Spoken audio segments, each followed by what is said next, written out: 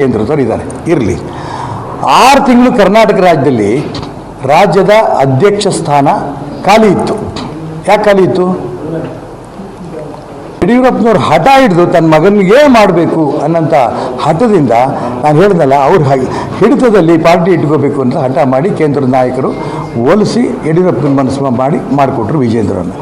ಲಿಂಗಾಯತರೇ ಬೇಕು ಅನ್ನೋಂಗಿದ್ದಿದ್ರೆ ಬಸವನಗೌಡ ಪಾಟೀಲ್ ಯತ್ನಾಳ್ ಯಾಕೆ ರಾಜ್ಯದ ಅಧ್ಯಕ್ಷರು ಮಾಡಲಿಲ್ಲ? ಇಡೀ ಕರ್ನಾಟಕ ರಾಜ್ಯದಲ್ಲಿ ಅತಿ ಹೆಚ್ಚು ಪಂಚಮಸಾಲಿ ಸಮಾಜದ ಓಟಿದೆ. ಲಿಂಗಾಯತ ನಾಯಕರು, ಹಿಂದುತ್ವದ ನಾಯಕರು ಅನ್ನೋಂಥ ಒಂದು ಹೆಸರು ಪಡ್ಕೊಂಡಿರೋರು ಮಾನ್ಯ ಬಸವನಗೌಡ ಪಾಟೀಲ್ ಯತ್ನಾಳ್ ಅವರು. ಅವ್ರಿಗೆ ಯಾಕೆ ರಾಜ್ಯ ಅಧ್ಯಕ್ಷರು ಮಾಡಲಿಲ್ಲ? ಅವ್ರ ರಾಜ್ಯದ ಅಧ್ಯಕ್ಷರು ಆಗಬೇಕು ಅಂತ ಯಡಿಯೂರಪ್ಪನವ್ರು ಯಾಕೆ ಹಠ ಹಿಡಿಲಿಲ್ಲ?